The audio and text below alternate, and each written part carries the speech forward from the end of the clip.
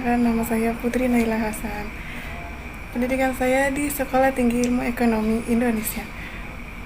Saya mengambil jurusan manajemen. Baik, di sini saya akan menjelaskan tentang apa itu etika.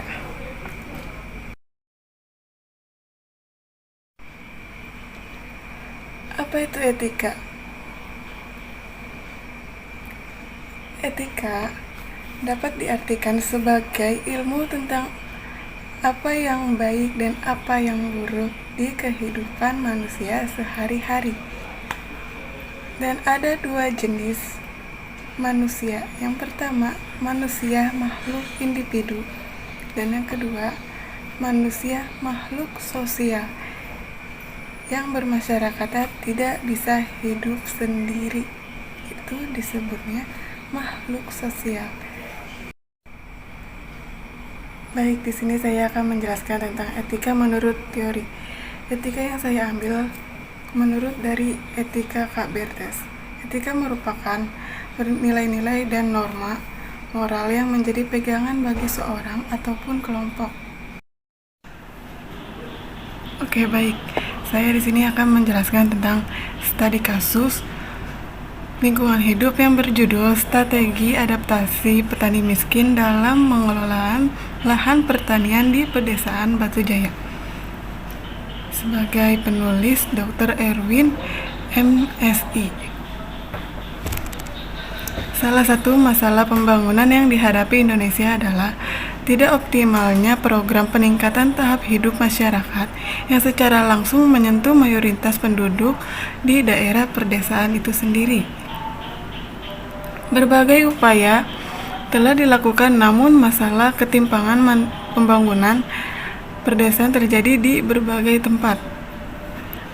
Dalam beberapa hal, program pembangunan justru memberikan dampak negatif pada masyarakat perdesaan, seperti terjadinya proses pemiskinan penurunan.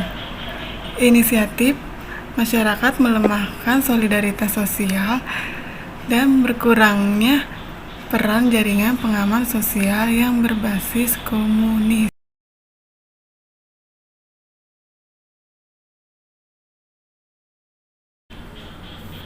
Baik, kita akan menjelaskan tentang analisa kasus penyebab pelanggaran yang terjadi.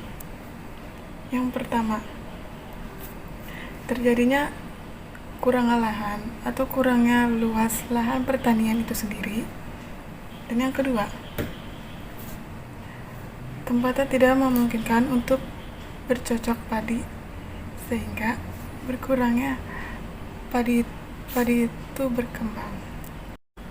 Dan yang ketiga, pegawai petaninya sedikit, sehingga kita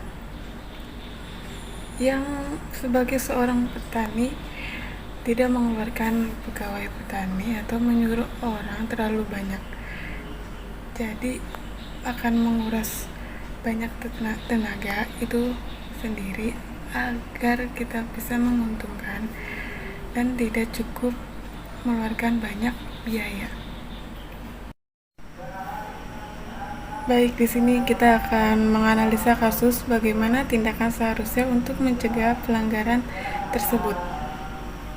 Dan di sini saya akan mengambil studi kasus tentang strategi pertanian lahan kemiskinan di perdesaan itu. Seharusnya awal mula pertanian itu sendiri kita harus menyiapkan lahan yang cukup luas di perdesaan itu sendiri. Yang pertamanya lahan atau tempat untuk kita bercocok padi supaya padi itu bisa berkembang dengan baik dan subur. Dan selanjutnya kita harus memastikan tanah itu subur atau tidak, supaya tidak terjadinya penurunan atau kegagalan dalam melakukan suatu penanaman padi itu sendiri.